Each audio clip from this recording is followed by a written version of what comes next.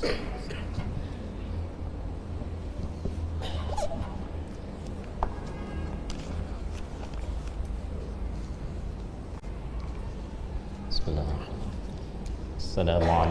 warahmatullahi wabarakatuh. Waalaikumsalam warahmatullahi wabarakatuh. Alhamdulillahi rabbil alamin. Wassalatu wassalamu ala nabiyyina al-karim Sayyidina Muhammadin al-amin wa ala alihi wa sahbihi wa dhurriyyatihi wa ummatihi ila yaumiddin. Amma ba'd.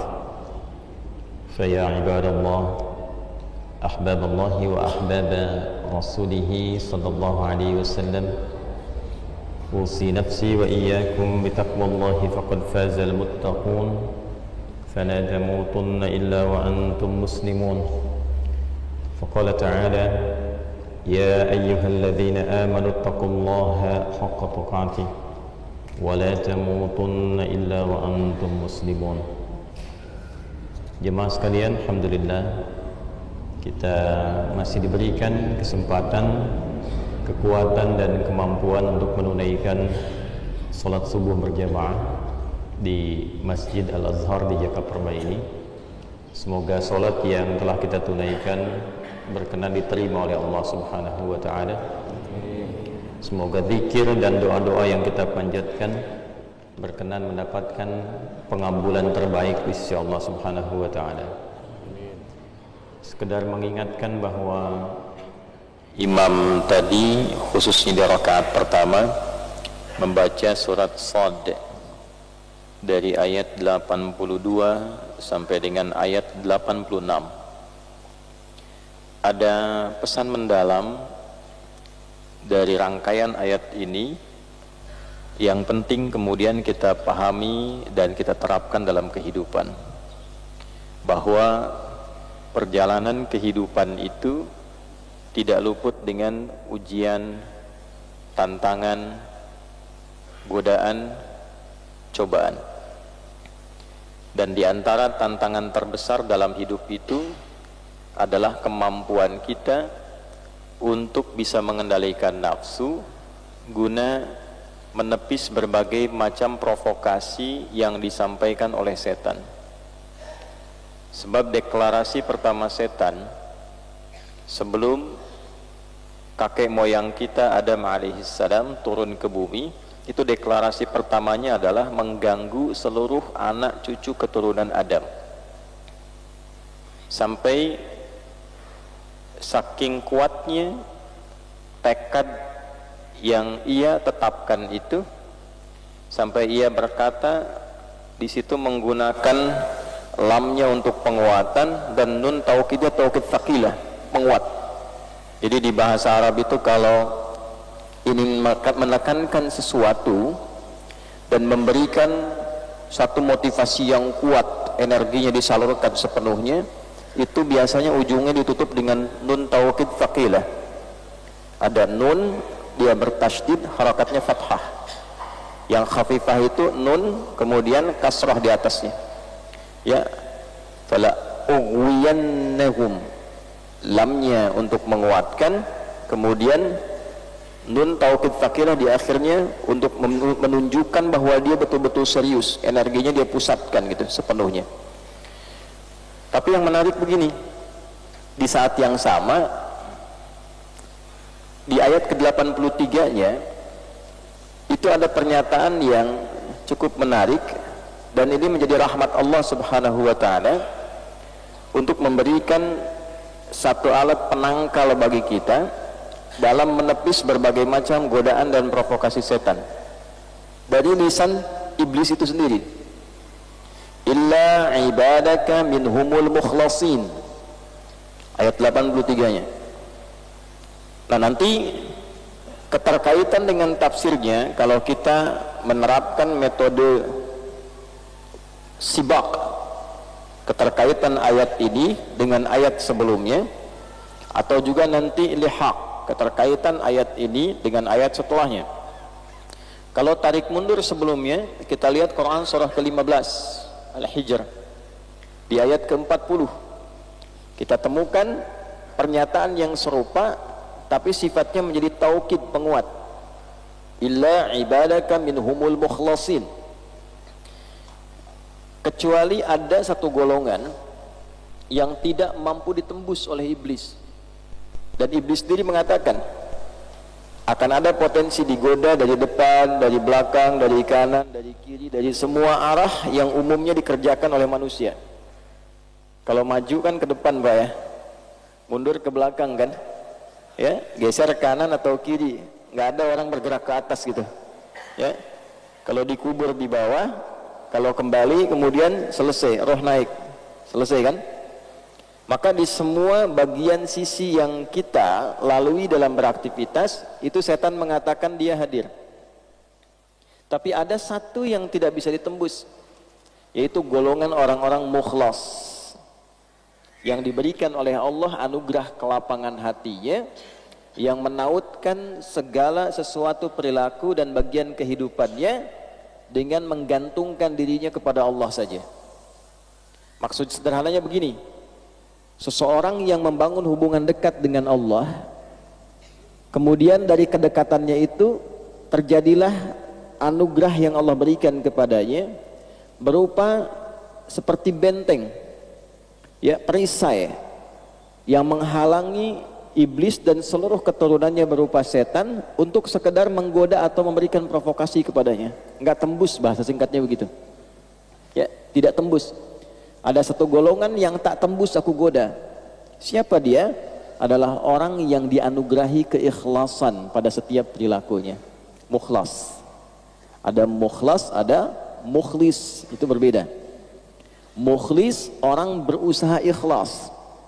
Ketika mendapatkan anugerah keikhlasan itu, maka berubah namanya dari mukhlis menjadi mukhlas.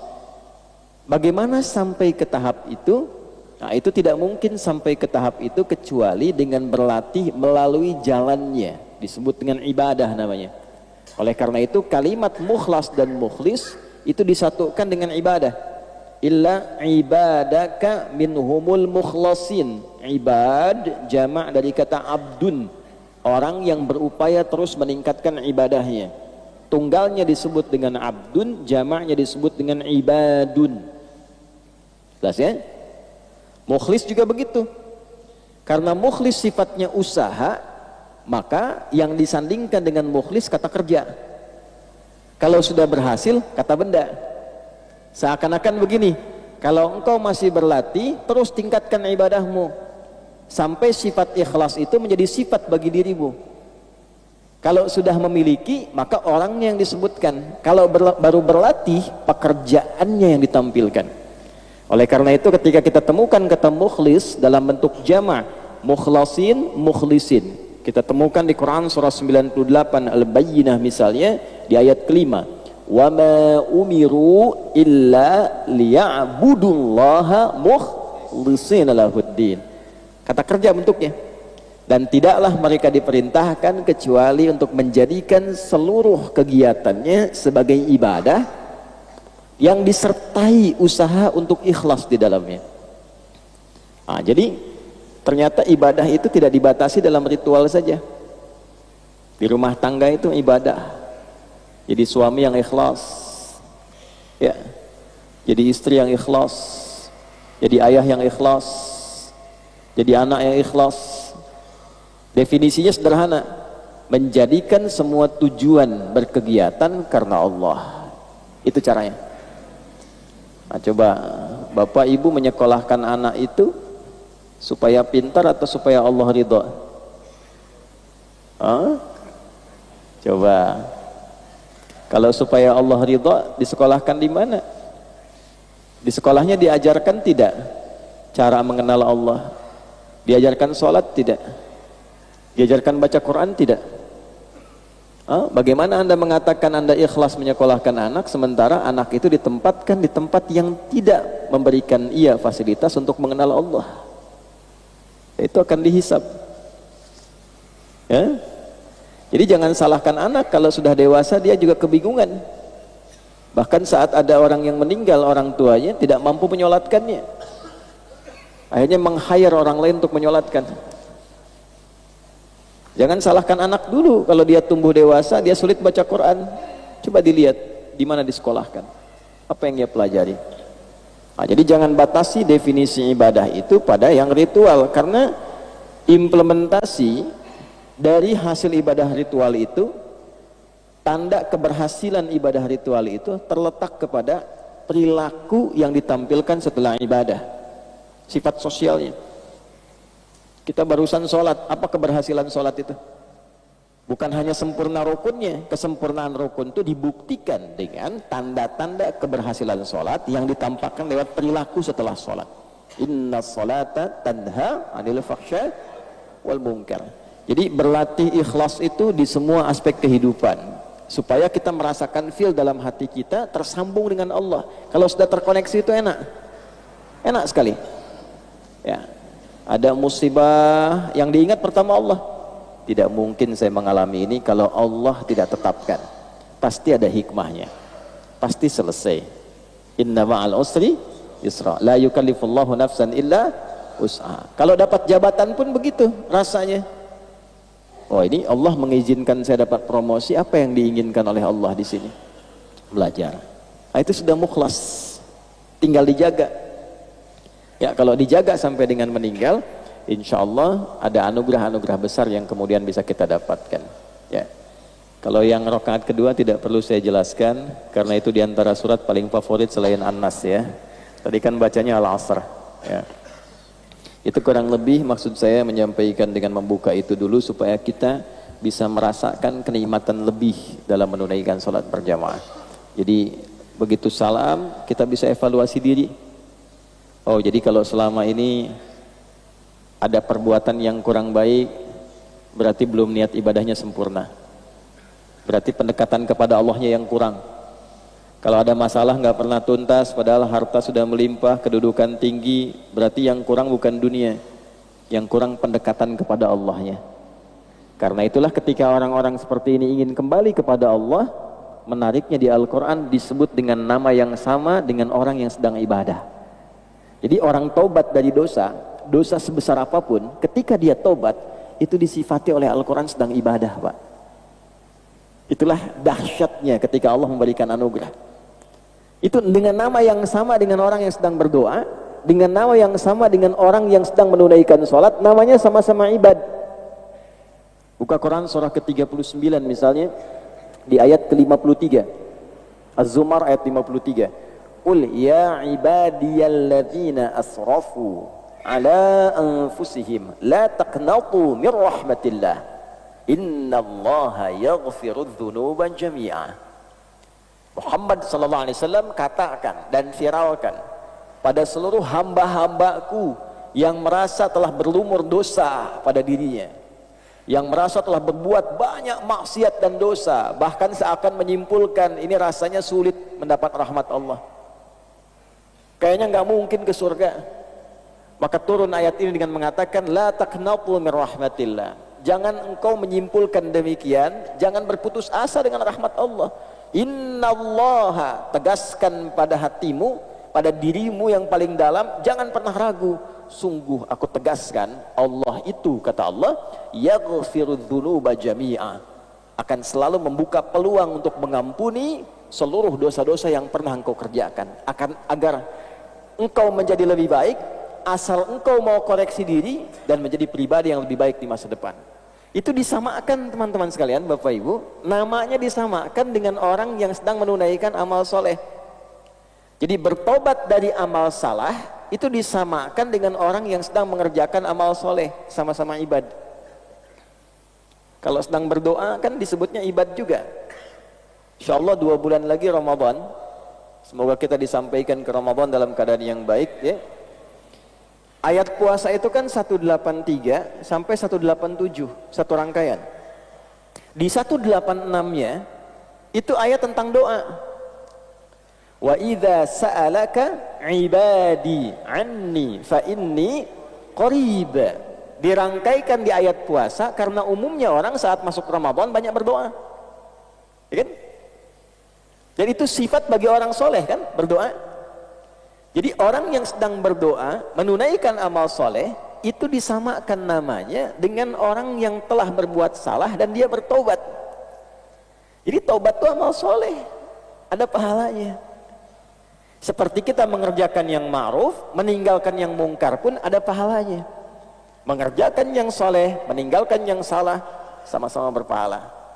Nah, itu kesimpulan yang kita dapatkan dalam kesempatan subuh ini. Jadi berbahagialah kalau saya, Anda, kita pernah berbuat salah dan mendengar ayat itu kemudian bertobat.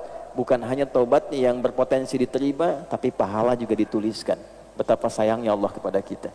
Ya. Jadi kalau sudah dengan tawaran itu belum mampu untuk bertobat, dengan cara apa lagi kemudian mesti difasilitasi. Al-babu tsani. Insyaallah di pertemuan kali ini kita akan kembali menegaskan di bab yang kedua, masih dalam kitab Adabul Alim wal Muta'allim karya Hadratus Syekh Muhammad. Ini penting sekali untuk saya tegaskan di pembuka kali ini. Setiap kita memulai, upayakan kita memohon kebaikan untuk muallif pengarang itu. Ya, Hadratus Syekh Muhammad Hashim bin Asy'ari, semoga seluruh apa yang kita kaji melimpahkan cahaya kebaikan untuk beliau dan juga dipercikan kepada kita hal yang serupa. Bismillahirrahmanirrahim. Fi adabil muta'allimi fi nafsihi wa fihi 10 anwa'in minal adab. Subtopik ini akan membahas tentang adab-adab penuntut ilmu, etika, ragam etika bagi para penuntut ilmu, fi nafsihi, yang disiapkan pada dirinya. Jadi maksudnya kalau ingin belajar, setiap kita harus menyiapkan apa dulu, mengondisikan apa dulu, supaya ilmu yang akan kita pelajari mudah diserap. Satu. Yang kedua, mudah dipahami. Ada orang cepat hafal tapi nggak paham. Ya. Mudah diserap, mudah dihafal, mudah dipahami. Tiga, mudah diamalkan. Jadi ada orang paham tapi juga sulit mengamalkannya. Nah, ini bisa cepat hafal, cepat paham, dan mampu cepat mengamalkan. Tiga bagian ini.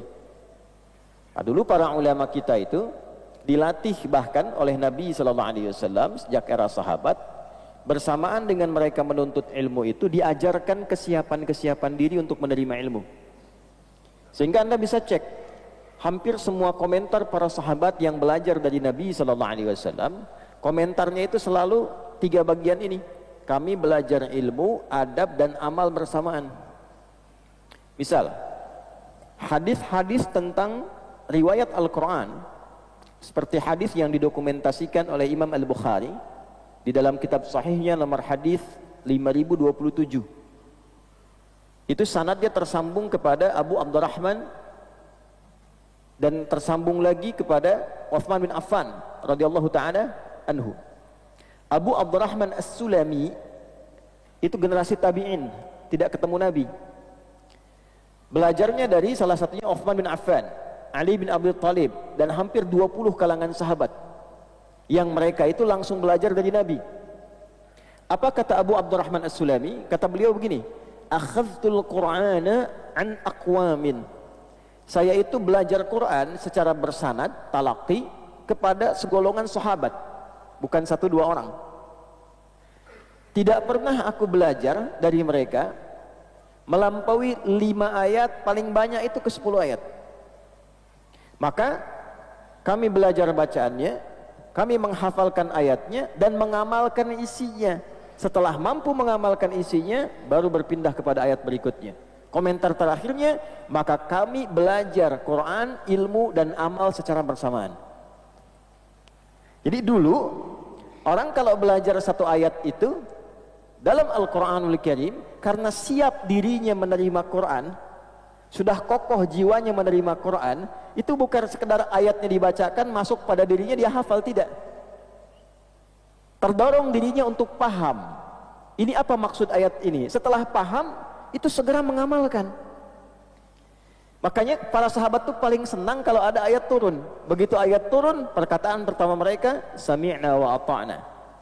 Maka dipujilah kalimat itu oleh Allah Subhanahu wa taala, diabadikan dalam Al-Qur'an, disandingkan dengan sifat-sifat para nabi, para rasul yang cepat menerima wahyu Allah dengan begitu gembira dan senang.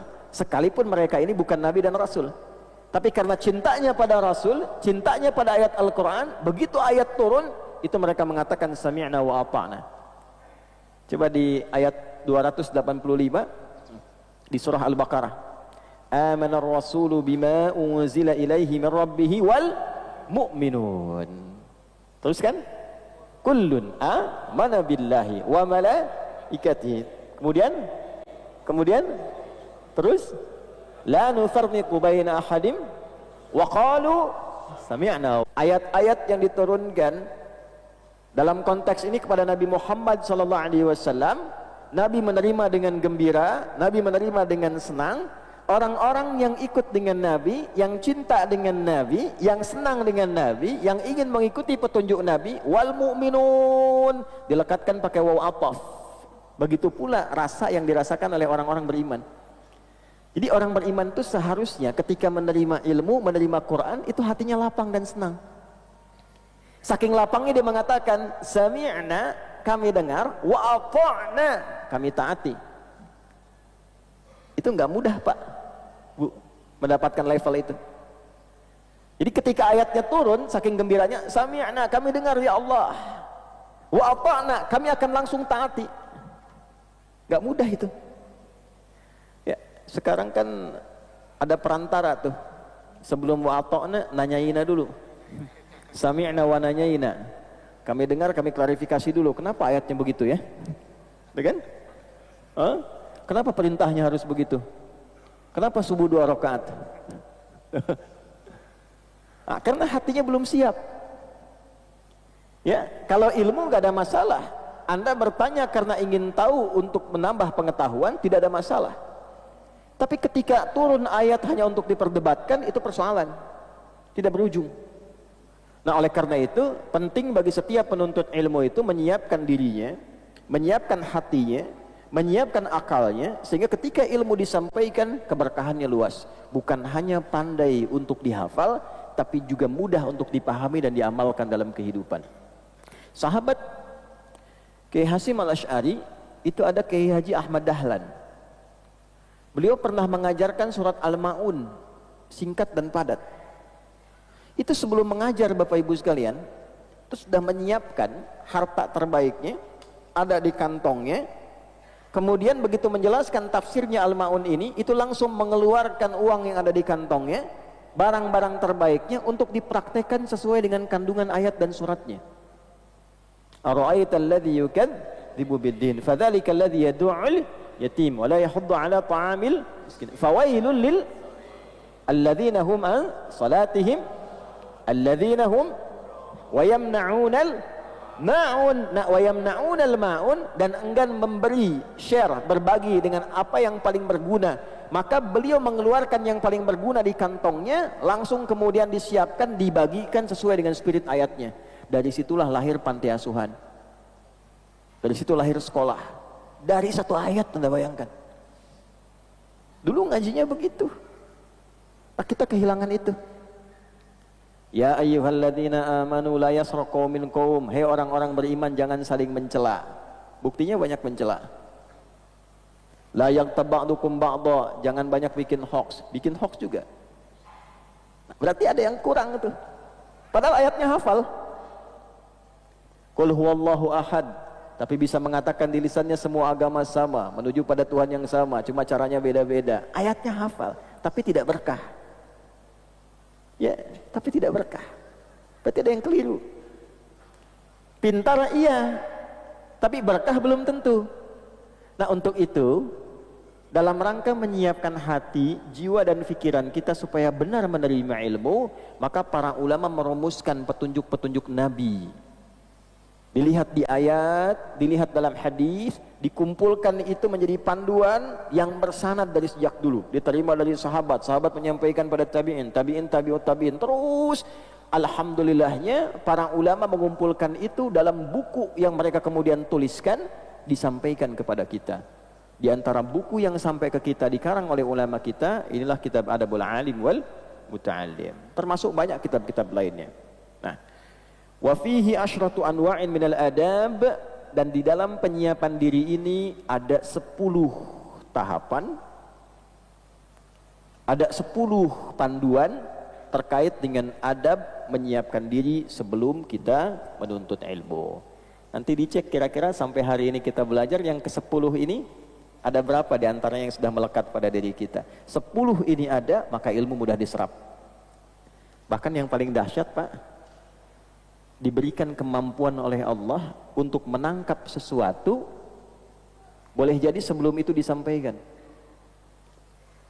Atau paling minimal baru disebutkan satu huruf, satu kalimat sudah mengerti arahnya kemana. Nah, itu nanti yang ke-10. Kita satu aja belum mulai gitu ya. Nah, ini ada 10. Nanti kita lihat ya. Itu ada ayatnya, ada dalilnya, ada hadisnya. Kita mulai dengan cepat. Al-awwal, yang pertama. Ya, tolong nanti para orang tua dituliskan, dicek anak-anaknya saat sekolah. Kita yang belajar nomor 1 ini coba cek kembali ya. Al-awwal, yang pertama, an yutahhira qalbahu min kulli ghashyin wa danasin wa ghillin wa hasadin wa su'i aqidatin wa su'i khuluqin. An yutahhira qalbahu, hendaknya seorang penuntut ilmu itu memulai dengan menyucikan hatinya. Awas, kalau membersihkan yang luar itu disebut dengan nadhafah. Nadhafa yunadzifu, membersihkan yang luar. Misal, cuci baju ini supaya bersih. Bersih. Setelah dicuci bersih, hilang kotorannya, maka orang Arab mengatakan thawbuka nadhif, bajumu bersih. Tapi kalau kita ingin membersihkan yang di dalam, yang tidak tampak keluar, ya, tidak tampak keluar, itu katanya terambil dari kata taharah namanya. Jelas? Ada urid an utahhira qalbi, saya ingin membersihkan bagian hatiku, tak nampak keluar. Gak ada orang mengatakan unadzifa qalbi, maka artinya hatinya keluarin dulu, cuci di luar. Ya. Nah, taharah itu membersihkan bagian dalamnya. Wudu, kenapa disifati dengan taharah? Karena wudu itu walaupun membasuh yang di luar, pada hakikatnya membersihkan fungsinya dari dalam. Ya, Anda kalau baca Quran surah kelima Al-Maidah di ayat yang ke-6, ya ayyuhalladzina amanu idza qumtum ilas salati faghsilu wujuhakum, terus sampai ke bawah tentang wudu, itu ujungnya disebutkan liyutahhirakum, untuk memberikan taharah pada dirimu. Jadi wudu yang benar itu bukan sekedar wajahnya dibasuh, tangan sampai siku, kotoran fisiknya keluar, bukan sekedar itu. Kalau Anda baca hadis Muslim, di hadis Muslim, Nabi menegaskan, bersamaan dengan Anda membasuh organ tubuh dalam wudu itu, dengan jatuhnya air membawa kotoran fisik, jatuh pula dosa-dosa keburukan yang melekat pada organ tubuh itu. Itulah wudu. Karena itu disebut juga dengan taharah, bima'nal husnu, sesuatu yang baik yang melahirkan ibadah. Jadi ketika membasuh wajah, bukan sekedar wajah yang dibasuh, fungsi yang melekat pada wajah ini berubah menjadi lebih baik, yang kotornya hilang. Di wajah kan ada mata, di wajah ada lisan, di wajah ada hidung. Jadi kalau orang wudunya benar, itu bukan sekedar raf'al hadathi, menghilangkan yang kotor di wajah, bukan, tapi juga raf'adz dzambi wadzunubi, menghilangkan kotoran dosa, noda-noda yang tak tampak di lisan, di mata, di hidung. Jadi kalau orang wudunya benar itu, matanya nggak lihat maksiat lagi, ada cahaya di matanya. Lisannya nggak bicara yang kotor lagi, keluar kotorannya, ya, mengalir dengan kotoran fisiknya. Itu bahasa Nabi. Makanya selesai kita wudu, kita doa kan? Apa doanya?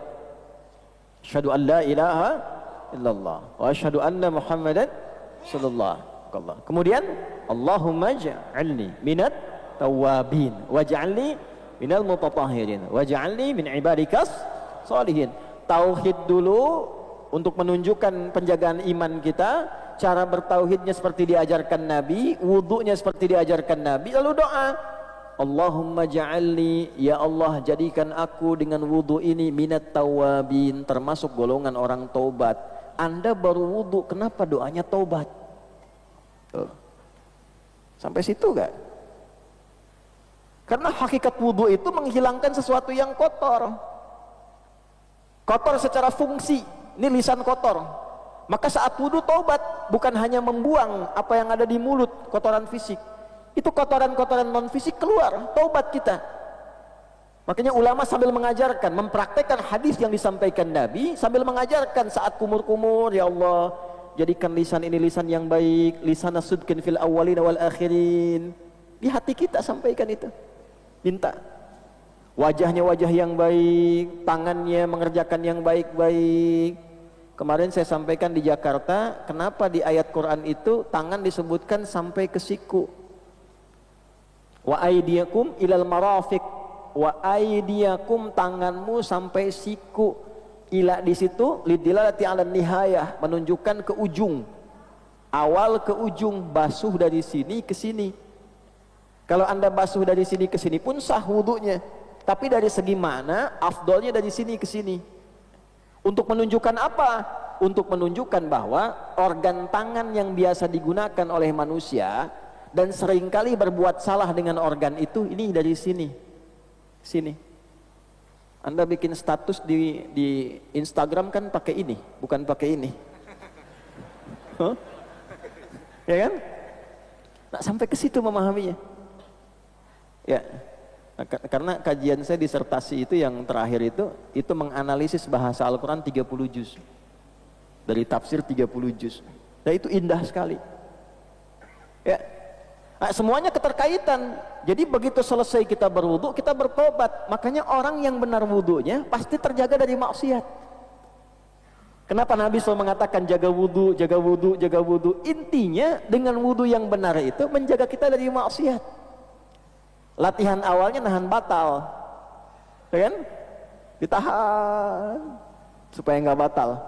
Lama-lama terbiasa. Dan itu ketika dibawa pulang ke akhirat langsung ditandai oleh Allah. Di antara yang dibangkitkan pertama kali kata Nabi dari umatku, dia akan bangkit dengan wajah yang bercahaya, ghurral muhajjalin min atharil wudu, dari bekas wudunya. Para ulama memaknai dua, bekas wudu yang pertama rajin wudu. Makna yang kedua, dari rajin itu terjaga anggota tubuhnya dari perbuatan maksiat. Nah, perbuatan yang menghindari dari maksiat ini, tangan tidak bermaksiat, mulut tidak bermaksiat, telinga tidak bermaksiat, itulah yang menjadikan organ tubuh bercahaya di hari kiamat. Bukan karena airnya. Jadi itulah taharah. Penuntut ilmu saat akan mulai datang ke majlis ilmu, maka para ulama menyimpulkan dari keterangan Nabi, nanti ada hadisnya. Yang pertama dilakukan adalah an yutahhira qalbahu, membersihkan, menyucikan keadaan hatinya sebelum dia menerima ilmu. Ya, saya ambil beberapa referensi. Yang pertama saya ambil nasihat Imam Waqi dulu kepada Imam Asy-Syafi'i, dari kalangan salaf yang terdahulu, tersambung nanti ke tabi'in, ke sahabat dan seterusnya. Kata Imam Asy-Syafi'i rahimahullahu ta'ala, syakautu waqi'an an su'i hifzi. Saya pernah konsultasi kepada Imam Waqi guruku tentang kurang bagusnya hafalanku. Kira-kira kalau Imam Syafi'i kurang bagus hafalannya sebagaimana ya? Mungkin titik beda sedikit dengan koma mungkin ya? Ya. Itu disebut masih kurang bagus. Karena di ilmu hadis itu kan Imam Syafi'i itu ahli hadis juga. Imam dalam fikih, imam juga dalam tafsir, imam dalam hadis. Mujtahid mutlak. Kalau mujtahid mutlak itu sudah nggak usah ditanya itu. Quran, tafsir, hadis, fikih, usul fikih dan sebagainya.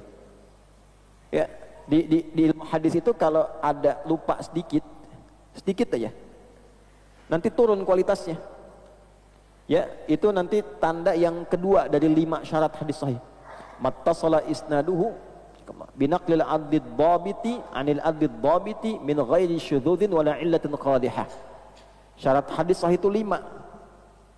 Muttasil sanadnya, bersambung sampai ke Nabi sallallahu alaihi wasallam. Nah, orang-orang yang bersambung itu diteliti lagi. Satu, punya sifat adil enggak? Yang kedua, dhabit enggak? Dhabit itu kuat hafalan sehingga kalau ditanya enggak robah-robah. Ditanya sekarang, 5 menit kemudian, besok, 2 bulan kemudian, jawabannya masih konsisten sama. Beda sedikit saja turun kualitas dari sahih jadi hasan. Hasan pertama kali diperkenalkan oleh Imam At-Tirmidzi karena perbedaan tingkat hafalan. Kata Imam Asy-Syafi'i, syakautu waqi'an. Aku mengadukan kepada guruku Imam Waqi' an su'i hifdhi, akan kurang bagusnya hafalanku. Fanasahani an atrukal ma'asi bima ma'na. Maka beliau menasihati aku agar berusaha terus meninggalkan maksiat. Maksiat itu kan lawannya taat. Ya. Kalimatnya belum selesai. Faqala, maka beliau berkata, al-ilmu nurun wa nurullahi la yunzalu ilal 'asi. Ilmu itu cahaya, dan cahaya Allah tidak akan ditanamkan pada hati-hati yang berisi perbuatan maksiat. Di hadis Muslim, kalau ada orang berbuat maksiat, di hadis Muslim itu nanti tertanam di hatinya naktah sauda, noda hitam. Kalau terus berbuat maksiat, kumpul, ketutup cawan hatinya. Kan ilmu yang bagus tuh masuknya ke sini, Pak, Bu. Bukan ke sini. Kalau ke sini jadi hafalan. Kalau ke sini jadi amalan. Kalau ke sini Anda hanya akan pandai berdebat. Kalau ke sini Anda akan pandai mencari hikmah untuk mencari kebenaran. Ke sini pembenaran, ke sini kebenaran. Nah, kalau hatinya tertutup seperti ini, alhamdulillah, ini. Jadi mau dimasukkan apa aja susah, balik. Nah, cahaya Allah itu tidak akan sampai ke hati orang-orang yang dipenuhi kotoran maksiat. Jadi ingin memberikan kesan bahwa ilmu itu nanti ada 2. Ilmu yang berkah, ilmu yang tidak berkah. Nah, ilmu yang berkah itulah yang disebut dengan nurun, cahaya. Ya, Allah nurun 'alan nur, cahaya di atas cahaya. Artinya apa? Pemberi semua sinar segala kebaikan. Jadi kalau orang-orang yang hatinya bersih, hatinya baik, ilmunya sampai ke dalam qalbunya. Nah, tapi kalau hatinya kotor, nurunnya dari bahasa Arab berubah ke bahasa Indonesia. Al ilmu nurun, ilmunya semakin menurun. Kurang nggak sampai. Yang harusnya bahasa Arab jadi bahasa Indonesia. Nah, ini satu ya. An yutahhira qalbahu, membersihkan dulu hatinya. Caranya bagaimana? Yuk lihat beberapa penyakit hatinya. Nanti saya sampaikan hadisnya. 1.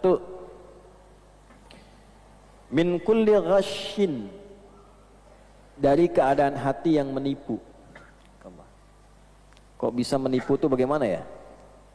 Ada orang datang belajar ke majelis ilmu tapi tertipu oleh kondisi hatinya.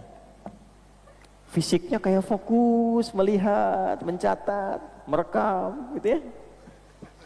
Contoh. Ya. Tapi dia tertipu oleh hatinya. Ternyata keadaan hatinya tidak sama dengan pandangannya. Nah, contoh. Ini contoh saja ya. Orang datang ke majelis ilmu, dia kelihatan seperti fokus, tapi sebetulnya ghash itu sifat kotor yang memalingkan dari perbuatan yang baik kepada niat yang tidak baik, hanya untuk mencari kesalahan misalnya. Itu ghash namanya. Ya.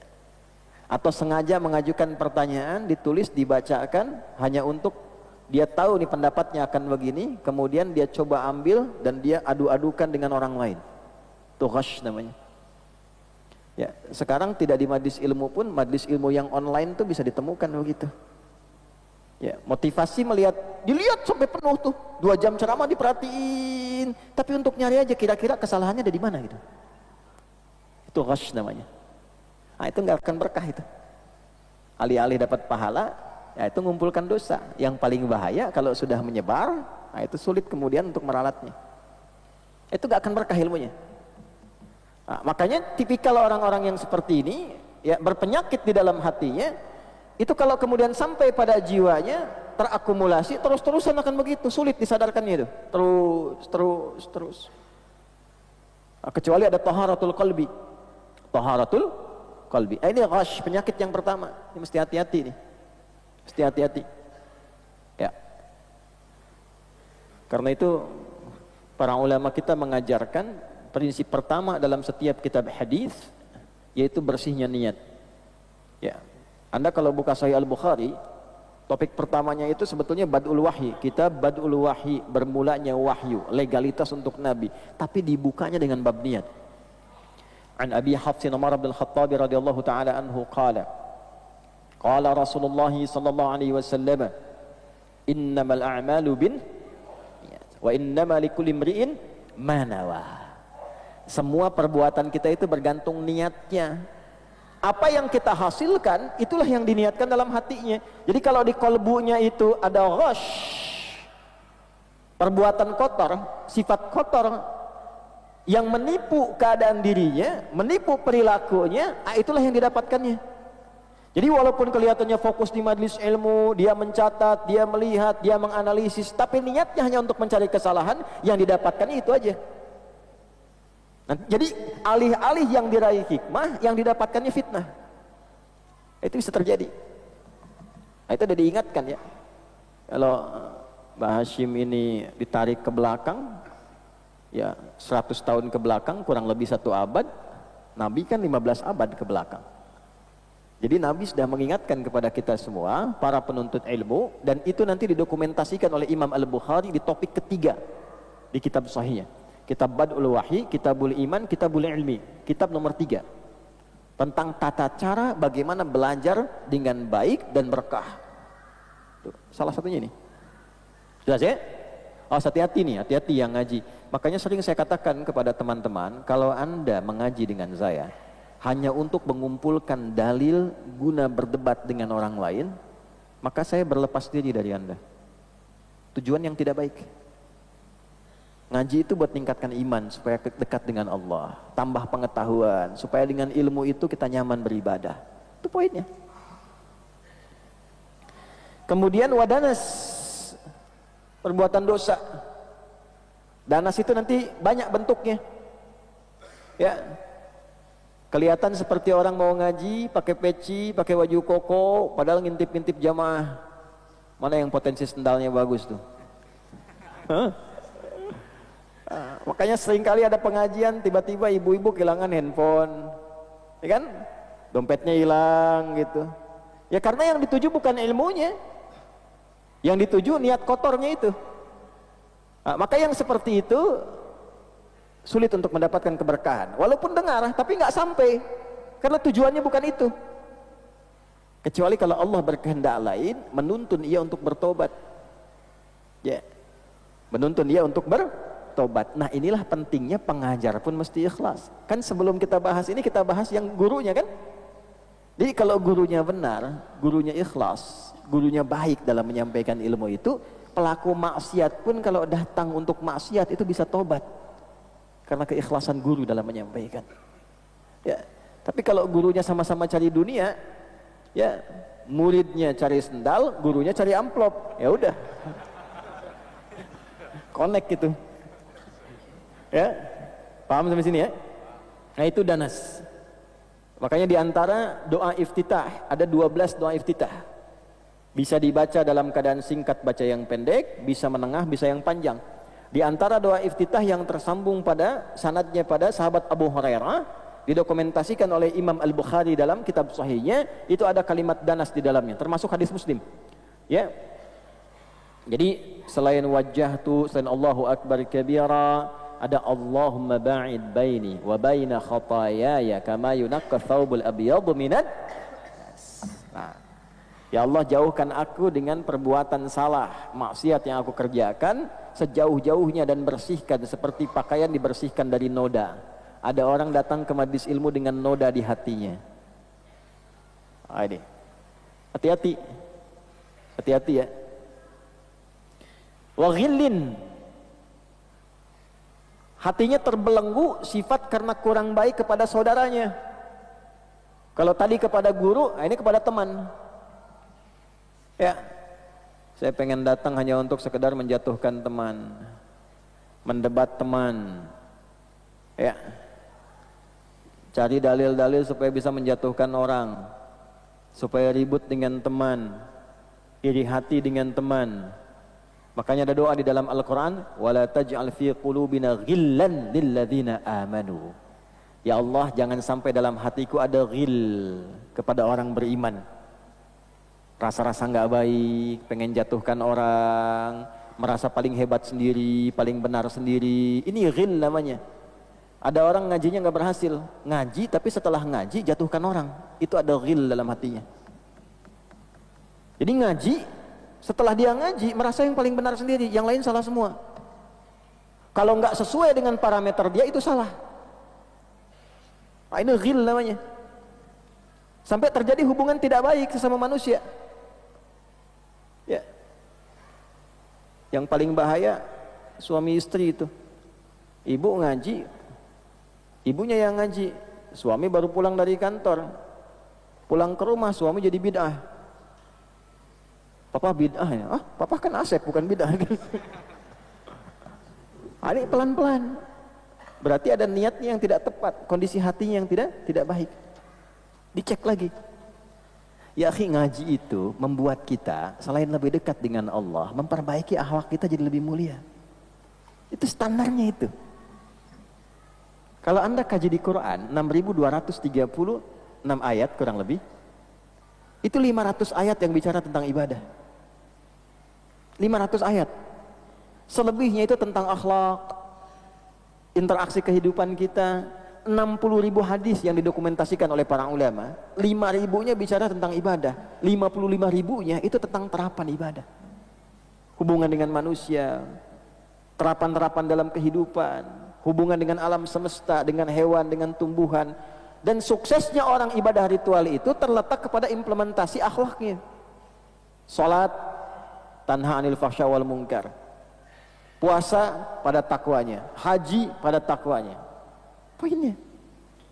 Jadi kalau kemudian Anda ngaji tapi tidak ada hikmah dalam dirinya, ya, tidak ada penerimaan untuk orang menjadi lebih baik, nah itu menunjukkan hatinya bermasalah. Ada yang keliru. Jangan disimpulkan ini itu berarti sama juga kotor hatinya tuh. Oh berarti si fulan nih. Oh ini Anda. Balik ke kita. Tanyakan pada diri kita. Jadi kalau hatinya lapang tuh begini, si fulan kenapa begini? Oh kenapa dia mengerjakan itu? Dia cari. Oh saya tidak kunut, kok dia kunut? Tanya dulu. Akhi kenapa tadi kunut? Oh saya belajar dari Ustadz fulan. Datangi Ustadznya. Ustadz kalau kunut itu seperti apa? Disebutkan riwayatnya. Oh begini. Sebabnya seperti ini. Yang kunut dalilnya seperti ini, yang tidak kunut begini, yang diajarkan Nabi ini, lafadznya begini, kondisinya seperti ini, ulama menyikapi ini seperti ini, sanadnya seperti ini, baru dia paham. Oh saya mengerti, kalau saya tidak kunut, imamnya kunut, saya tinggal mengaminkan. Kalau imamnya tidak kunut, saya pun kunut, imam tidak kunut, ikuti imamnya. Innama ju'ilal imamu liyutamma bihi, faqira'atul imam qira'atul ma'mum. Imam dijadikan untuk diikuti, maka bacaan imam, gerakan imam itulah yang kemudian menjadi panduan bagi makmum. Kalau saya kunut, imam tidak kunut, kemudian salam, saya tidak perlu sujud sahwi. Begitu pula ketika imamnya kunut, saya tidak kunut, cukup saya mengaminkan di belakang. Nah itulah hikmah. Kalau nggak sampai ke situ, dipenuhi hatinya dengan ghil, apa saja yang beda dari orang dengan saya, dia salah, nah itu masalah. Dan biasanya repot nantinya. Dia tidak kunut, tiba-tiba mendapati imamnya yang kunut. Allahumma hdina fiman hadait, bingung.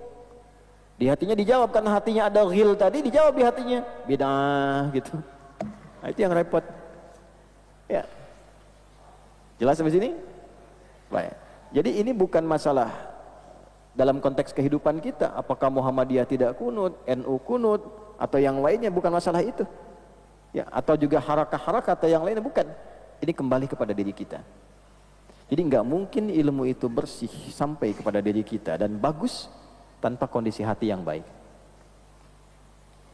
Wa hasad, iri. Ini paling bahaya. Hasad itu saking bahayanya, bahkan dituntun oleh Nabi untuk membaca ayat tentang perlindungan dari penyakit hasad sebelum tidur. Karena penyakit hasad ini diantara penyakit yang terbawa sampai tidur. Sebelum tidur kan kita baca muawwadzatis salas kan, 3 perlindungan. Al-ikhlas, Al-Falaq, An-Nas. Coba lihat di Al-Falaq. Qul a'udzu birabbil falaq. Min syarri ma khalaq. Wa min syarri ghasiqin. Wa min syarri nafathati. Wa min syarri hasidin idza. Tuh. Aku berlindung padamu ya Allah dari orang hasad yang iri hati apabila penyakit iri hati itu sudah muncul pada hatinya, pada jiwanya. Tuh. Iri itu kebawa sampai mimpi, Pak. Bikin capek. Gak percaya silakan. Kepikiran, lagi makan, gak enak makan, iri. Lagi tidur mimpi ngigaunya pun iri. Emang kamu aja yang bisa begitu. Lagi tidur tuh ke bawah. Nah itu bahayanya tuh. Ya, dan kalau sudah iri itu bisa mengantarkan pada penyakit lain yang dosanya besar, minal kabair. Sihir, santet, macam-macam datang tuh. Di jabatan kalau iri hati itu, kalau di jabatan kalau sudah iri nggak suka sama orang, muncul iri dari hasad jadi haqad. Itu diantaranya sering dilekatkan di Quran itu dengan ayat-ayat sihir dan perdukunan. Makanya seringkali ada orang yang nggak senang dengan jabatan orang gunakan bukan jasa ya, dukun kan nggak berjasa itu. Ya, susah kalau saya bilang pakai jasanya dukun gitu, karena bukan jasa. Tukang santet, tukang teluh, sihir, dukun macam-macam dipakai. Nah, salah satu penangkalnya tuh ini.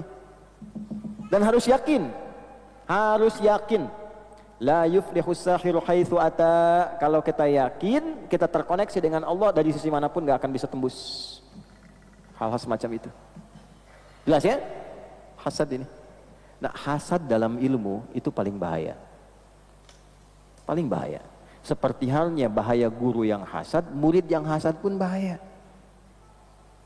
Guru yang hasad, guru kalau sudah hasad itu bahayanya luar biasa karena akan membentuk muridnya pun ikut hasad. Kalian hati-hati ya, itu ada ustadz begini tuh, ya, itu bisa membelokkan kalian yang sudah benar jadi nggak benar lagi nanti. Syubhatnya besar itu, jangan ngaji sama dia. Itu kalau sudah begitu, gurunya salah menyampaikan satu hal, tidak ada yang mengoreksi, murid ikut salah semua.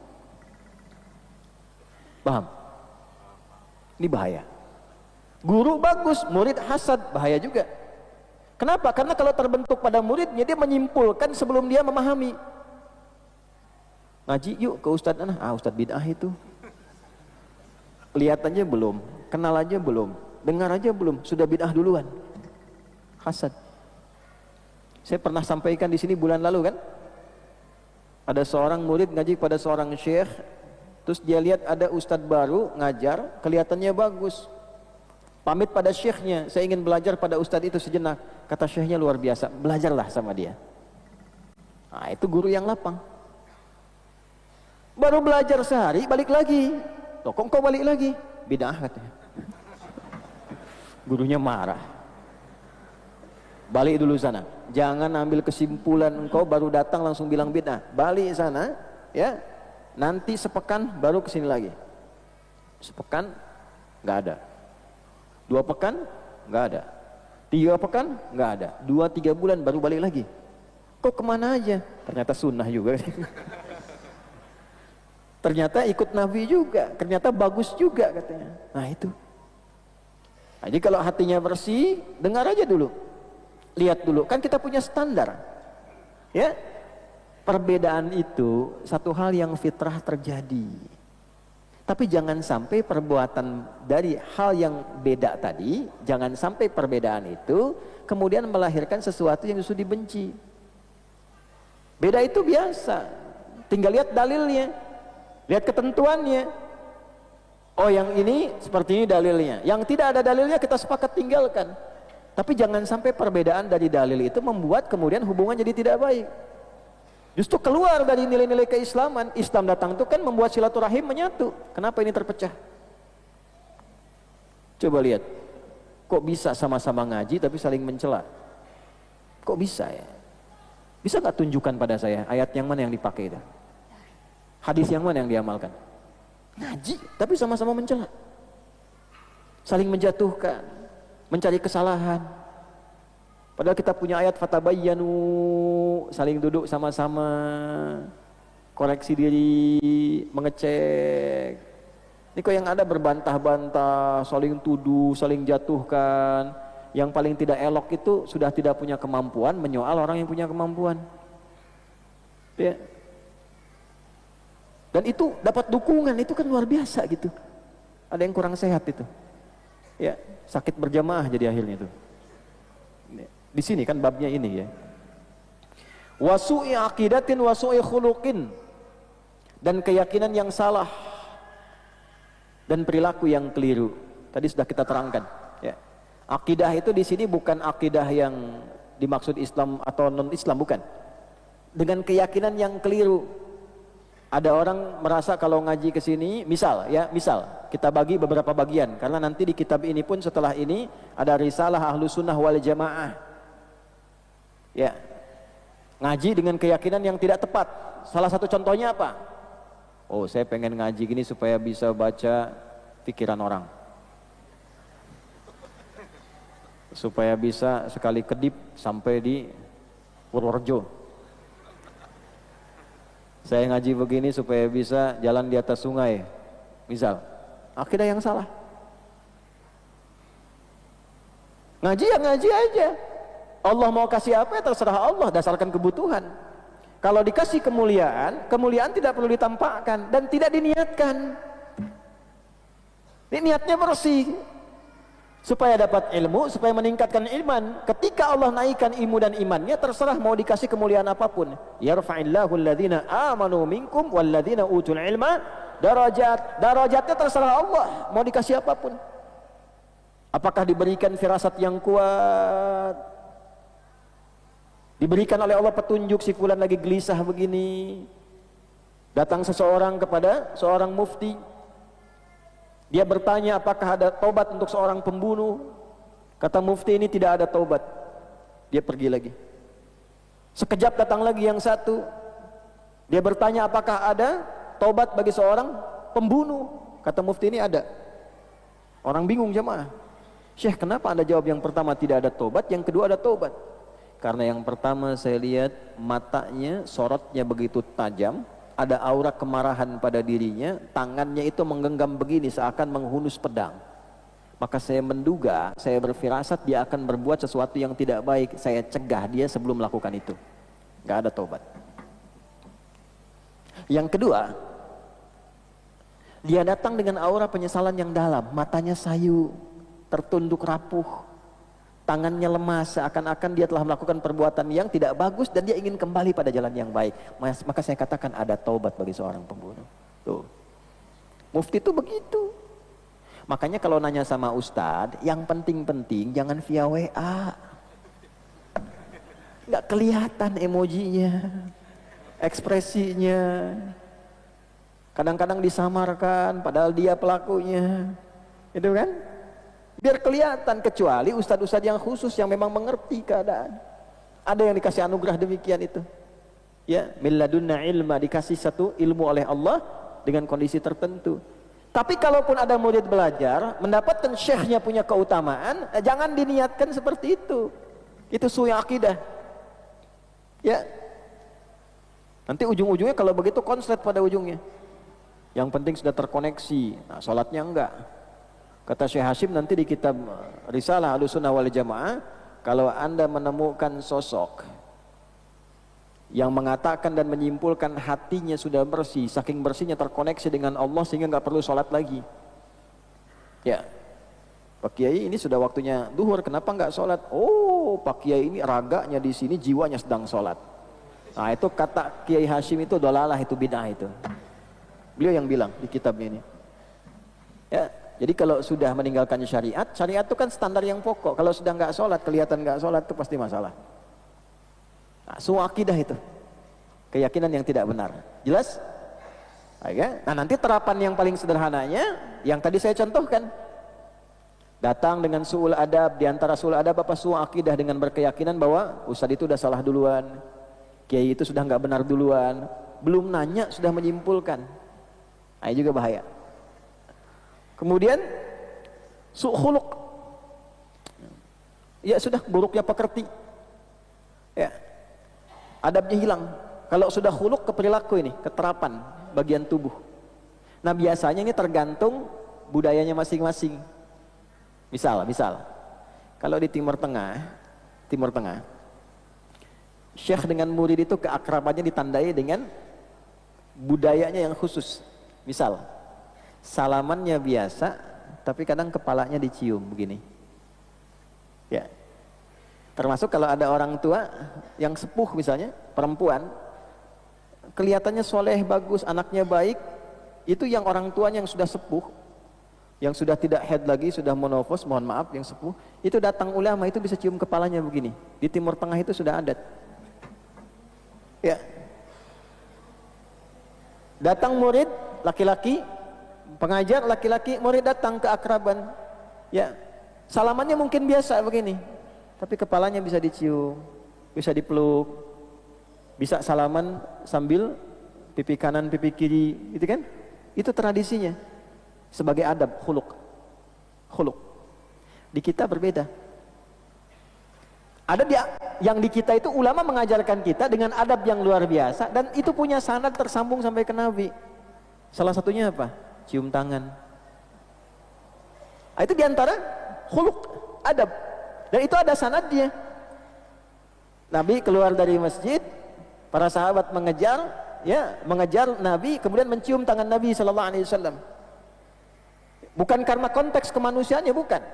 Karena kemuliaannya, ketakwaannya, karena adabnya, dan dengan adab itulah mudah ilmu diterima. Jadi kalau khuluk silahkan terapkan di tempat masing-masing.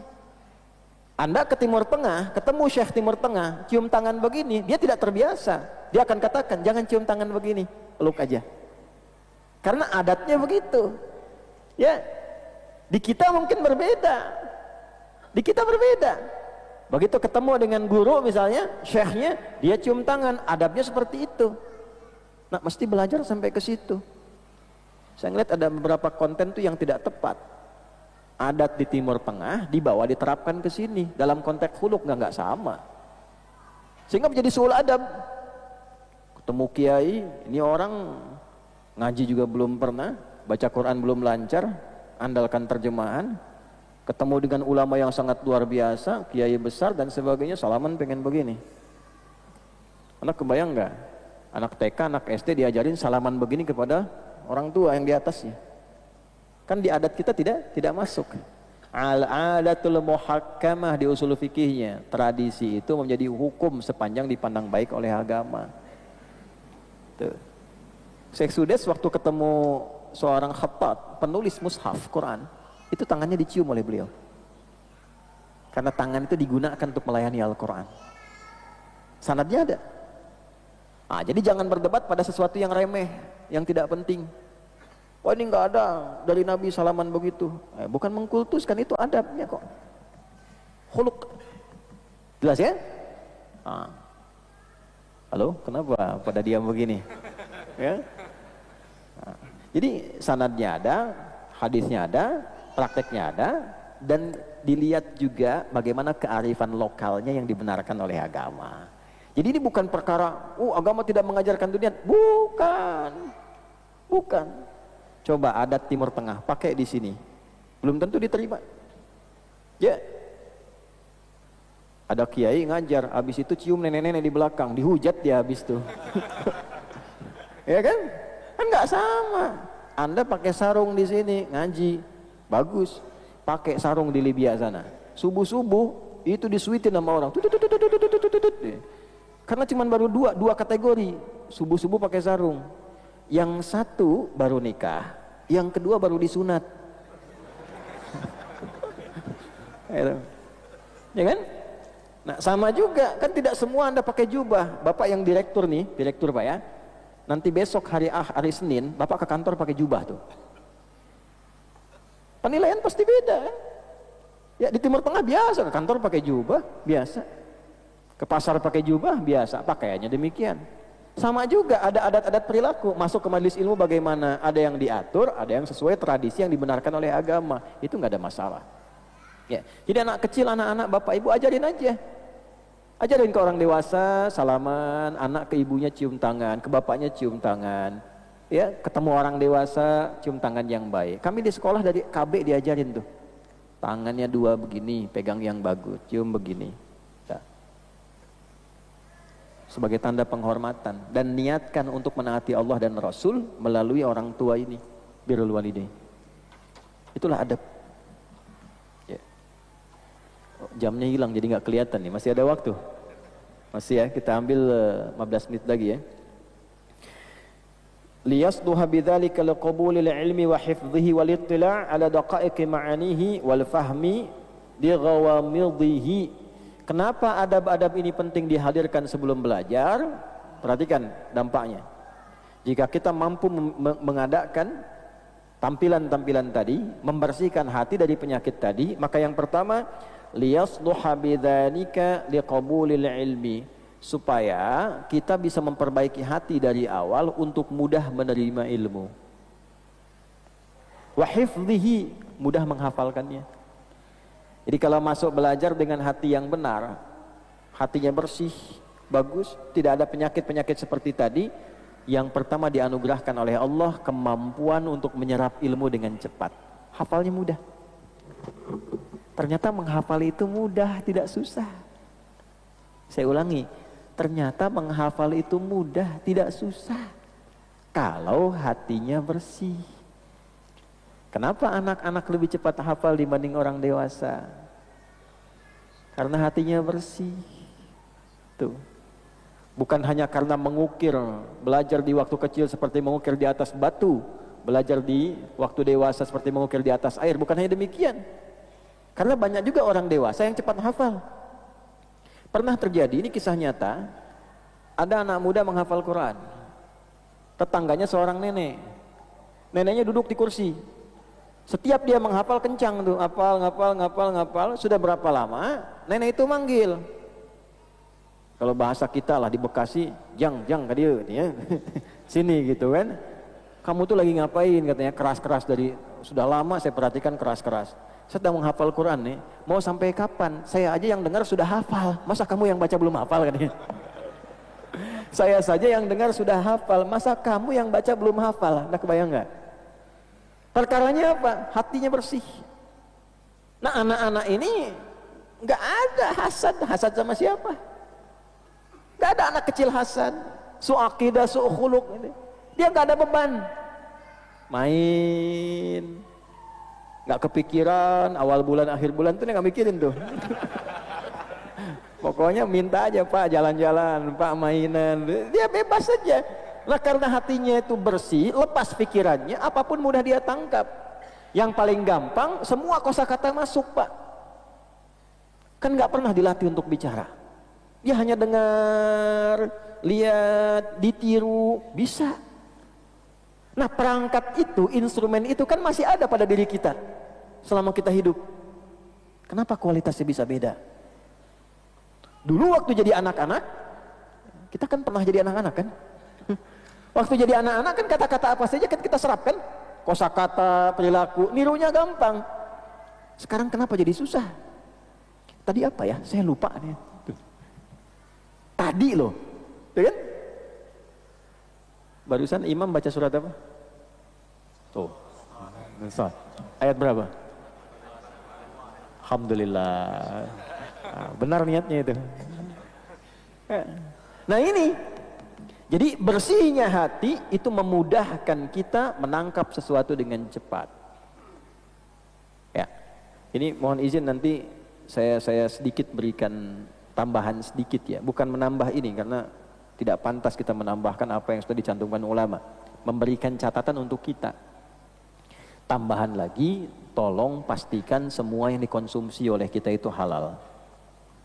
Karena haram itu merusak Pak Bu. Mohon ya Pak ya, Bu, anaknya yang masih sekolah, ya di tingkat apapun, kalau dikasih makan, kasih makan yang halal. Diberi uang saku yang halal. Itu insya Allah menjaga dan mempercepat ilmu itu sampai kepada jiwanya. Cepat hafal. Walittila' ala daqa'iqi ma'anihi. Mudah memahami yang sulit-sulit. Hafal tapi belum tentu paham. Nah ini kalau hatinya bersih, diberi petunjuk oleh Allah. Oh ini maksudnya begini, maksudnya begini, maksudnya begini. sampai ke yang paling dalam. Ya, daqaiq ma'ani itu sampai makna-makna yang paling dasar, yang belum tentu orang-orang itu bisa langsung mengerti. Oh, ini maksudnya apa? Arahnya kemana? Contoh, apa di Al-Baqarah ayat kedua itu? Dzalikal kitabu la raiba fi hudal lil muttaqin. Kalau Anda baca terjemahan, ini contoh ya, diterjemahkan kitab ini tidak ada keraguan di dalamnya, menjadi petunjuk bagi orang-orang bertakwa. Itu terjemahan kan? Anda hafal ayatnya, Anda tahu terjemahannya, tapi Anda belum tentu mengerti dengan detil kandungannya. Hatinya bersih, dipandu oleh Allah. Dari pertanyaan dulu, kenapa zalika ya terjemahannya ini? Zalika terjemahan dalam bahasa Arab itu menunjukkan pada mana jauh itu. Kalau dekat, hadza. Ini, hadza, itu, zalika. Kok bisa ayatnya zalika tapi terjemahannya ini? Buka di terjemahan tuh Al-Baqarah ayat 2. Di terjemahan kan tertulis gitu kan, kitab ini kan. Asalnya begini. Sebelum ayat turun, orang-orang banyak menuduh Nabi. Wah, kamu pendusta. Nggak ada ayat dari Tuhan, tuh karangan kamu saja. Banyak yang meragukan, banyak yang menyoal tanpa hujah, nggak punya alasan jelas. Maka turun ayat za, kitab ini li, jauh kak dari apa yang kamu tuduhkan dan kamu bayangkan. Za-nya singkatan dari hadza, lamnya lamul bu'ni, kafnya kaful khitab. Dzalika, za, kitab ini Al-Quran, li lamul bu'ni, jauh dari apa yang kamu bayangkan, gak seperti yang kamu pikirkan, yang tidak ada hujah di dalamnya. Kaf, seperti apa yang kamu tuduhkan. Kenapa pakai kitab bukan Quran? Allah bisa mengatakan dzalikal Quran, kenapa pakai kitab? Kitab itu menunjukkan sesuatu yang tersusun dengan sempurna. Jangankan Al-Quran, buku disebut kitab. Kenapa disebut kitab? Karena kalau sudah jadi buku tersusun rapi dan sempurna. Ada pendahuluan awal, ada pengantar, ada akhir. Disebut kitab karena sempurna. Seakan Allah ingin mengatakan kitab ini sempurna, tidak ada celahnya, tersusun dari awal sampai akhirnya, jauh dari apa yang engkau tuduhkan. La raiba, kenapa enggak la syakka? Raib itu punya tiga arti. La hujjata wala hajjata, tidak ada tuduhan di dalamnya, tidak engkau punya hujah untuk menyoalnya, dan tidak punya alasan engkau untuk menyoalnya. Jadi kamu itu orang aneh kata Allah, nggak punya alasan, nggak punya pembanding, bisanya cuma nuduh, mendatangkan bukti nggak bisa. Kalau engkau tuduh ini buatan Muhammad, coba buat seperti yang dia buat. Dia manusia, engkau manusia. Dia tidak punya kemampuan bersair, engkau punya. Al-Quran ditampilkan kepadamu dengan huruf-huruf bahasa Arab yang kau biasa gunakan dalam keseharian. Alif yang bermula dari sini, lam makhrajnya di lisan, mim sampai ke bibir. Yang biasa engkau buat syair yang hebat-hebat itu, silahkan buat semisal Quran ini kalau engkau tuduh Nabi Muhammad yang membuatnya. Bukankah dia manusia, engkau manusia? Kalau engkau katakan ini produknya seorang manusia, engkau pasti bisa. Silahkan bikin. Makanya nanti ketika masuk ayat ke-23 sampai 24 itu tantangan untuk membuat satu surat aja, nggak usah banyak-banyak. Jangan kepikir Al-Baqarah, Al-Kautsar kan pendek. Ya. Nah, itu gambarannya. Nah, ini daqaiq ma'ani. Jadi kalau hati bersih itu dibimbing. Ya, hudal lil muttaqin, kenapa pakai muttaqin dan seterusnya. Itu ada artinya. Semua harokat di Al-Quran sampai ke titik itu ada maknanya. Ada maknanya. Al-Quran intisarnya di Al-Fatihah. Al-Fatihah intisarnya di Bismillahirrahmanirrahim. Bismillahirrahmanirrahim intisarnya di huruf ba. Ba itu intisarnya di titik. Jadi kalau orang sudah lihat titik, dia bisa langsung ingat Allah. Kapan itu terjadi? Kalau hatinya bersih. Ya. Jelas? Wal fahmi di ghawamidhi, dan penutupnya wal fahmi untuk memahami. Jadi ada hafal, ada analisis, ada pemahaman. Kuncinya apa? Hatinya bersih. Jadi yang samar-samar itu cepat paham nanti. Ya, kenapa ini Allah bacanya Allah mabait? Kenapa di ini wajah tuh? Jadi tidak langsung menghukumi. Wah, yang wajah tuh ini NU, Allah mabait Muhammadiyah, kalau enggak Persis, ya, Salafi dan sebagainya. Tidak begitu. Apalagi sampai bertindak yang tidak pantas. Ya, apa bertindak yang tidak pantas itu? Tidak tahu hadis menghukumi hadis. Itu hadisnya dhaif, yang ini sahih katanya. Ya. Padahal dua-duanya sahih. Yang satu riwayat sahabat Ali bin Abi Thalib, Anda mau mendhaifkan sahabat Ali? Anda siapa? Yang satu Abu Hurairah. Wajah itu sering dibaca oleh Nabi SAW, khususnya dalam kesempatan sholat malam. Boleh dibaca dalam kesempatan sholat lain pun, khususnya sholat malam. Nanti rawinya sahabat Ali bin Abi Thalib, didokumentasikan di Sunan Abu Daud. Allahumma ba'id itu sering dibaca di kesempatan siang. Nih saya sampaikan sampai kedalaman makna ya, contohnya ya. Anda kalau beraktivitas itu banyaknya di siang hari atau malam hari? Siang. Jadi karena banyak beraktivitas, berpeluang banyak dosa kan? Ya? Allah. Karena banyak beraktivitas, berpeluang banyak dosa kan? Mulut yang banyak bicara, berpeluang banyak salahnya kan? Baik. Siang banyak keliling, mata kemungkinan banyak salah. Ini habis pengajian keluar lihat orang olahraga tuh. Ya, bisa salah tuh. Tuh, belum lihat udah kebayang ketawa kan? Udah salah duluan tuh. Paham? Makanya kenapa dalam kesempatan siang bacanya Allahumma ba'id untuk mengoreksi kesalahan yang dilakukan selama beraktivitas itu. Allahumma ba'id baini wa baina khataayaya kama ba'adta bainal masyriqi wal maghrib. Ya Allah, aku mohon padamu, aku mengakui khataaya pakai ya kecil, aku mengakui sampai detik ini banyak salahnya. Maka aku mohon dengan sifatmu yang maha rahmat, jauhkan aku dengan kesalahan yang aku perbuat, seperti engkau jauhkan timur dan barat yang tidak pernah bertemu. Aku tidak ingin menatap lagi kesalahanku di hari hisab. Allahumma naqqini minal khataaya kama yunaqqas thawbul abyadu minad danas. Ya Allah, kalau itu begitu kotor seperti noda pakaian yang melekat di baju, mohon hilangkan seperti noda itu dibersihkan. Allahumma ghsilni bil ma'i wath thalji wal barad. Kalau perlu ya Allah gunakan air yang dingin pun tidak apa-apa, itu kiasan. Maksudnya dengan rahmatmu hilangkan semuanya ya Allah, aku memohon dalam salat ini. Ketika Anda ucapkan itu, ya kecilnya berfungsi untuk mengingat kesalahan. Anak salah pada ibunya, begitu dia sholat baca ini dia ingat tadi salah, dia tobat, dia nangis. Istri dengan suami ada masalah, baca itu dia tobat, dia nangis. Baru baca iftitah sudah tobat, selesai sholat, selesai masalah. Malam, inna nasyi'atal laili hiya ashaddu wat'aw wa aqwamu qila. Ashaddu wat'aw wa aqwamu qila. Malam itu hening, lebih menyentuh, lebih enak untuk ibadah. Makanya saat bangun malam kita mengatakan wajjahtu wajhiya lilladzi fataras samawati wal ardh. Inna salati wa nusuki wa mahyaya wa mamati lillahi rabbil alamin. La syarika lahu bidzalika umirtu wa ana minal muslimin aw wa ana awwalul muslimin. Ya Allah, aku menghadapkan diriku pasrah di malam ini sepenuhnya padamu. Kalau selama ini sampai detik ini aku sholat, aku ibadah, aku hidup, atau engkau wafatkan aku di detik ini, aku pasrah padamu ya Allah.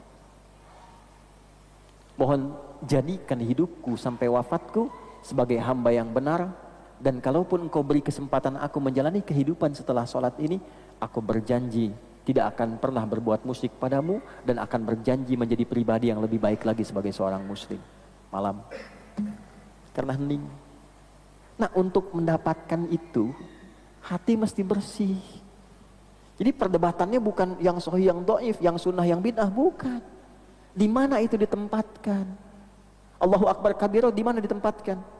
Hamdan katsiran thayyiban mubarakan fi di mana ditempatkan? Kapan dibacanya? Dalam suasana apa? Kalau hati kita bersih, kita akan dibimbing mendapatkan itu. Udah. Jadi bukan bertengkar sunnah, ini dalilnya sahih, ini dhaif. Hafal hadisnya aja belum tentu. Kalau hatinya kotor nanti repot itu. Imam Al-Ghazali, wah ini banyak hadis maudhu, bid'ah ini. Allahu Akbar. Baca aja belum tentu. Ulama menggelarkan beliau Hujjatul Islam. Ihya Ulumuddin hadisnya lebih banyak daripada Sunan Abu Daud, 4.848. Dibagi, apakah ada yang maudhu? Ada. Apakah ada yang dhaif? Ada. Yang sahih? Ada. Yang sahihnya banyak sekali, melimpah di dalamnya. Yang dhaif itu dilihat lagi, ulama ngasih catatan. Yang maudhu'nya maksudnya apa? Diterangkan lagi. Semua ada catatannya, ada keterangannya. Demikian di kitab-kitab yang lain juga, biasa saja. Karena ketika ulama menampilkan hadis maudhu, ada tujuan untuk diketahui yang ini tidak bersumber dari Nabi. Tidak jadi panduan secara sanad, tapi secara matan kalau bagus amalkan, tapi jangan disandarkan kepada Nabi. Contoh, makan saat lapar, berhenti sebelum kenyang. Pernah dengar? Itu bukan hadis. Itu palsu. Tapi apakah isinya salah? Tidak, bagus. Yang salah disandarkan ke Nabi. Ada di mana itu? Ada di kitab Imam Suyuti. Namanya apa? Ar-Rahmah fit Tibbi wal Hikmah. Gitu. Kok Imam Suyuti menyantumkan hadis palsu? Andanya yang nggak baca, akhi. Kalau Joni nanti ada yang protes gitu. Ya. Ketika dibaca apa? Imam Suyuti ingin menunjukkan kisah. Ya, ada seorang raja, ini penutup saja, mengumpulkan para pakar di kalangan kesehatan. Kalau kita sekarang dokter, ada yang dari Romawi, ada yang dari Irak, Persia, dengan dari Sudan. Ditanya, saya pengen resep kesehatan yang tidak ada efek samping. Romawi mengatakan, oh Anda carilah satu bahan di pegunungan Himalaya, ada biji yang bagus, konsumsi itu. Yang Irak mengatakan setiap bangun tidur minum air hangat, semuanya bagus. Yang Sudan diam. Ditanya yang Sudan, menurut Anda bagaimana, kenapa diam? Paduka, ini memang bagus, tapi efek sampingnya begini, begini, begini. Yang bagus menurut kamu apa? Saat paduka merasa lapar, makanlah. Tapi sebelum Anda merasa kenyang, angkatlah tangan Anda dari makanan itu. Maka jadilah itu resep yang baik dan disusun jadi kata-kata mutiara. Makan saat lapar, berhenti sebelum kenyang. Itu bukan hadis. Perbedaan umatku itu adalah rahmat. Pernah dengar? Ikhtilafu ummati rahmah. Pernah dengar? Hah? Sama juga. Hadis palsu. Dhaifnya tingkat tinggi. An-nadhafatu minal iman, hadis palsu. Tapi apakah isinya palsu? Tidak. Yang salah disandarkan ke Nabi. Kebersihan sebagian dari iman. Iman kan mengajarkan kebersihan. Ya, betul kan? Kita wudu kan kebersihan, bagian dari iman. Ya ayyuhalladzina amanu, ayatnya pakai iman. Tapi Nabi tidak pernah mengatakan kata-kata itu. Jangan disandarkan ke Nabi. Anda bikin status itu bagus, tapi kalimat Anda, jiwa yang tenang menghasilkan ibadah yang cemerlang. Bagus, jangan ditulis di bawahnya riwayat Imam Bukhari dan Muslim. Ya, itu salah. Atau tadlis. Tadlis itu menyamarkan sesuatu. Anda lagi kumpul sama teman Anda Bukhari, dia Muslim. Ya kan? Riwayat Bukhari dan Muslim. Maksudnya Anda berdua tuh disamarkan seakan-akan menjadi hadis. Itu tadlis, hadisnya mudallas. Orang Jawa dengan orang Sunda kumpul. Ya, ini kalau ngaji mustalah hadis tuh pada tahu semua ini. Jawa dan Sunda kumpul bikin contoh tentang hadis palsu. Dikatakan, ya, afdalud dahri bi faisil laili kucifa wa kurifa wa ubina hatta karusa udanguhu fa idza bukhila fadriba unuquhu talata marat hatta utiha. Rawahu Syaikhan. Anda kalau belum paham fokus kan? Dua orang sepuh Jawa dan Sunda kumpul mencontohkan tentang hadis palsu. Afdalud dahri, dahar yang paling afdol. Bi faisil laili, dengan pais lele. Kucipa dikasih kecap sedikit, wa kuripa tambahkan kerupuk, wa ubina tambahkan abon, hatta karusa udanguhu sehingga terasa udangnya. Fa idza bukhila, apabila kabehelan itu keselak.